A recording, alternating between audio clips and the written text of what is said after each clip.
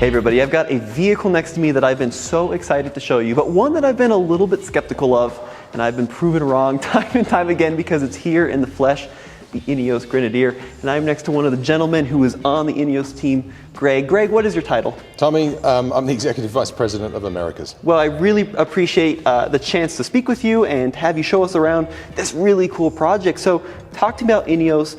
What was the inception? Oh, the inception of the Grenadier, I guess, dates back to 2017. There was an idea, like all good ideas, that were started over a beer in the Grenadier pub in London. Happened to be the favourite pub of Sir Jim Ratcliffe, who was our owner and founder. And Sir Jim, in a very entrepreneurial way, as he does with all of his companies, saw an increasing gap in the marketplace for a very utilitarian, very rugged, very no-nonsense vehicle. So walk me through the design. I mean, I think there are probably some similarities. Some of the viewers are connecting to vehicles of the past, but it seems very rugged, it seems very purposeful. So talk to me some of the cool features that you guys included with the design of the vehicle. Yeah, the design of the vehicle, our head designer Toby effectively started with a blank sheet of paper. But we knew it was going to be body on frame. We knew it had to be super rugged. So we knew we had to move the wheels as far as possible to each of the four corners to give as much capability as possible. We knew it would be solid beam axles for full articulation, and we knew we wanted as much passenger compartment or cargo space, depending on the market you're in. You may use it as a work vehicle. And yes, people have seen kind of inspirations from the past, and we've been very candid about some of the inspirations of vehicles that we love. Toyota Land Cruiser, the Mercedes G-Wagon, I mean, what a legendary vehicle that is, and the Land Rover Defender, the classic Defender that was. Very functional, very capable vehicles that this is then effectively inspired by. How do you go about sourcing a powertrain, the drivetrain? Where does that process begin? We're an oil, gas, petrochemical giant as a group. So we don't know a huge amount, or we didn't know a huge amount about building an automobile at that time. So you partner with people that know everything about building an automobile, particularly this type of automobile. Magna Steyr, our engineering partner, have built the Mercedes G-Wagon since, well, forever. BMW, as our powertrain partner, are building arguably some of the best engines in the world. Carraro, our axles and some of the suspension parts suppliers, build agricultural vehicles, tractors, farm machinery that need to be super tough and reliable. You put these components together, and Recaro as a seating partner, you put a number of these parts together and you actually come up with a fantastic combination using subject matter expertise in each of these areas. So why did you stick with like the tried and true formula of body on frame, you've got the solid axles of the beam axles? Yep. Why was that choice to maintain those old school simplistic technologies? Durability, capability, familiarity. Okay. You know, it's a tried and tested formula for off-road capability. It also is serviceable. We don't have complicated air suspension. We don't have massively complicated wiring harnesses and ECUs popping out of our ears. It's super important for us to just deliver the technology that you need and nothing that you don't. So the engine is a 3-liter straight six. Yep. Do you have a horsepower and torque rating? Not yet, no. I will tell you that versus the sort of configuration that you may see in other vehicles, a BMW X5 for example, we lose horsepower, but we gain torque, because that's a very specific calibration that BMW delivered just for the Grenadier to us, because we wanted to major on off-road low-speed torque rather than more the high-speed horsepower. Now, did you have to work with BMW to change the configuration of the engine to meet like water fording capabilities? What about that kind of thing? There's a lot of sort of ancillary components that BMW deliver attached to the engine. So obviously the engine and the ZF transmission, the 8-speed, there's some ancillary components. But yes, between our team, Magna Steyr, and BMW, there was a lot of, let's say, fine-tuning and configuration work. Well, let's do kind of a quick walk around here. I want to kind of ask you about some of the cool stuff on the outside of the vehicle. Sure. So walk me through some of the design on the outside, these little panels that you can attach accessories. What's the thinking here? Yeah, it's called many names. We call it L-Track, which is a pretty standardized name. It's used quite widely in maritime, in aviation, in pickup, in RV. It's an open format, so it's not a proprietary format, and there's a bunch of stuff out there that will attach to this securely. And you can attach tools to it, rescue ramps to it, jerry cans to it. I mean, it's really for carrying stuff on the exterior of the vehicle. You don't have to have it on the Grenadier, but it is something that many people have said they will elect to have. Now, I think this is pretty cool. If you're like a big fan of the old Defender 110s, you had the Alpine windows up here, but this is kind of an interesting concept. So are these handles, are these attachment points? What's going on here? Yeah, I'd say this is brilliant. You know, the first time that people saw the first, let's say, prototypes that were out there and testing, people said, is that an Alpine window? Is it going to have Alpine windows? No, they're not. But you know, I've come from experience with many vehicles, Land Rover included, whereby when you're trying to access the roof, you're either clinging on by your fingers to the roof rack or you're grabbing onto the interior passenger handle to try and get access to the roof. This is just one of the easiest possible ways to access the roof securely and stably, and you can actually then just do whatever you've got to do up here. So suspension, right? So solid axle. Yep. Are they locking diffs front and rear? Locking diffs front and rear, so we have 3 separate diffs. The vehicle will come standard with a center locking differential. The front and rear are optional. Very cool. We're going to make those very accessible. So e-lockers on the front and rear, with a manual transfer case shifter and also central differential locker accessible right next to the gear shift. And then leaf springs, coil springs. Coil springs, again going back to maximum ground clearance and maximum articulation off-road. Now, as we open up the door here, I mean, one thing that strikes me about the interior, right, is first of all, it's got buttons. I'm a big fan of buttons. And second of all, it's an interesting mix of kind of durability, but there's also like a hint toward quality and luxury. Do you know what I mean? I feel like oftentimes those two are viewed as like separate items, but you've done a good job of kind of encompassing all of it. So walk me through the interior design and why you went this direction. Yeah, and I think functionality again flows through to the interior, making sure that you can operate these buttons quickly, safely, and with gloves on if necessary, because you might be operating it when you're getting in and out of the vehicle. It might be super cold. It's just annoying to have to continue to take your gloves off to operate some of these things. So functionality definitely is super important on the interior, but it is that blend of what's expected in the 21st century from a vehicle that is occupying this space.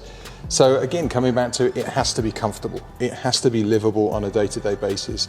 Heated seats, wireless Android Auto, wireless Apple CarPlay, all of those kind of mod cons that you would expect of a vehicle today they're in the Grenadier, but we're not offering any kind of autonomous driving or self-reverse parallel parking or any other things that we think are completely superfluous, that add a lot of complexity, a lot of technology, weight, and honestly quality risk into the vehicle. So the infotainment system, I know, is a area where a lot of manufacturers spend hundreds of millions into the Bs developing.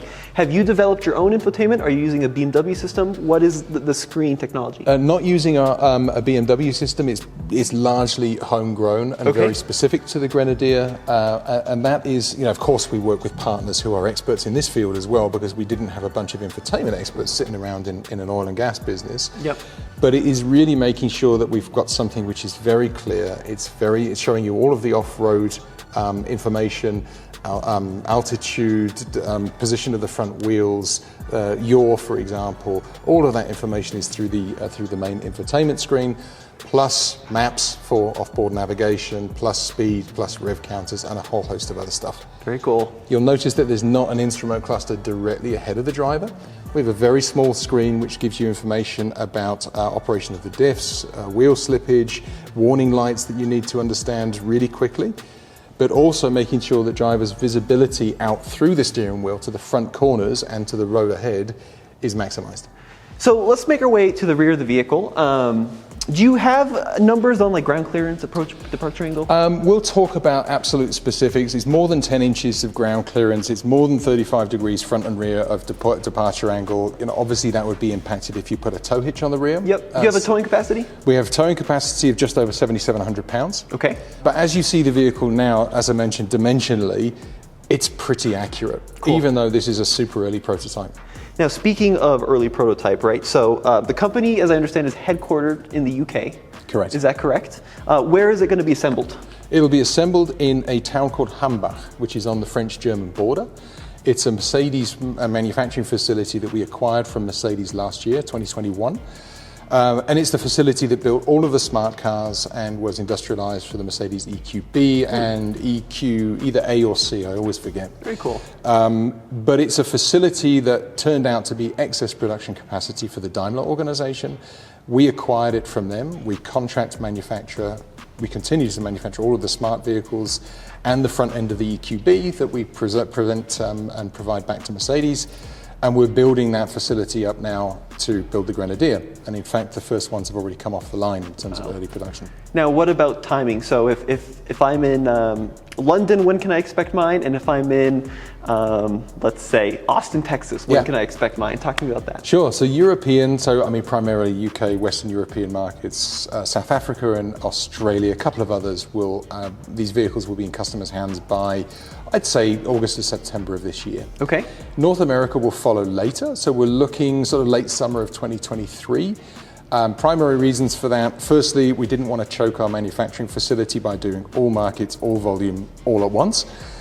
Secondly, we're embarked on the durability testing for the EPA and all the processes for NHTSA and CARB over here in the States, which is a much longer cycle. We'll then complete that cycle, hand all of the data and the results over to the authorities. They effectively then do the validation loops, give us the rubber stamp, and we start selling. How are folks in the States going to buy it, and how are they going to service it? So sales and service, very important. We are going to partner with established automotive retailers. So these are folks that have a great reputation in their respective communities for customer service, that understand the customer motivation for buying a vehicle like this, that get the off-road scene. And they're going to be handpicked by us effectively. And honestly, these are folks that have been very aggressive towards us about being involved with the Ineos franchise. They will sell and service. A lot of people ask us, well, why not direct to customer? Yep. And many states, the direct to customer rules are effectively dictated for one particular manufacturer. That's being broadened, and it's primarily EV, and well, it's all EV to be honest at the moment. We're not EV to begin with. Clearly, we've got a plan to move through engine generations, and everybody has a trajectory to electrification. But we're going to focus on finding great partners to help us get this vehicle to market as quickly as possible. We're not going to be nationwide, so we'll be at launch probably, let's say 20 states. Okay. Now that creates space, white space where there is a customer maybe that's not serviced by a Grenadier dealer in their local area. And in that regard, we're going to fill in that white space with hand-picked, service-only partners, Bosch certified, Bosch accredited partners that we pick that are already trained to a very high aptitude capability level, and they're going to be the guys that will help us fill in that white space for those customers that aren't close to the retailer. Now, do you have pricing announced yet? We do not, no. We've sort of said that we've hinted at starting from pricing in the UK and European markets. Typically that's what we call an N1 or a commercial variant that could have just 2 seats and enhanced cargo capacity. So it's a more stripped out Grenadier for the commercial user. We will not have the commercial usage vehicle over here because it's subject to chicken tax. Oh yeah. We think we've hit a pretty sweet spot with desired pricing, our intended pricing here, but we'll announce that at the end of the year. All right, sounds good. And then I have to ask, this is the softball question, but what is your favorite part? What are you most excited about with the vehicle? Goodness gracious. I mean, it's tough. I have to say there are certain parts of the vehicle that are extremely characteristic. I love the lighting. Okay. I really love the lighting because there is a signature both front and rear in terms of this, almost like a cylinder that runs all the way through the vehicle from rear to front or front to rear. I also love the toot button. Are you familiar with the toot button? No, what's the toot button? So the toot button on the steering wheel, is maybe it doesn't have the most masculine name, but it is brilliant in its concept. That it's effectively a horn that is much less obnoxious than the regular horn. So if you want to say hi to a passing Grenadier owner, or you want to make a cyclist aware of the fact you're coming up behind them, or maybe someone's a little distracted at the stoplight, or maybe they're a little distracted at the stoplight, you don't need to give them the full blast of the horn. You can actually do something a little bit more courteous. Well, Greg, a big thank you for coming out here and showing us the vehicle. I can't wait for it. I mean, this looks like I can't believe that this is here. I mean, 2022, right? Everything's gone to modes and buttons and all this sensors and yeah, well, Tommy, it's early. It's early, right? I mean, it's February 2022, and I've said, we're a good 18 months or so away from launch. But the reason that we're here with a vehicle of this maturity is to really show the folks who have placed a reservation with us that it's real, it's coming, and it's amazing that everybody, when they see it in 3 dimensions rather than 2 dimensions and get a chance to get up next to the vehicle, they say, okay, it's brilliant, it's bigger than I expected, it's got much more of a personality of its own than I expected, and I'm 100% behind you. And those who haven't placed a reservation, go away and place one. Well, how can you do that? If I wanted to get in line, how do I go about Go doing to that? ineosgrenadier.com. Make sure you're in the right country, because some people have been with us for so long that their website browser is still directing to the UK website. Yep, Now we have a US website now. And there's a button right at the top that says "Reserve my Grenadier" or something of that like, and you can go through and you place a reservation fee of $450. We've had a lot of people that have done that, and candidly, I'm gonna reach the position where I'm gonna have to turn that off pretty soon. Because of that massive interest, I just want to be fair to those people, manage expectations, and don't continue to take reservations until I've got thousands and thousands of them, to be able to give these people a lead time that we think is reliable to get in a vehicle. Perfect. Thank you so much. All right, Tommy, thank you.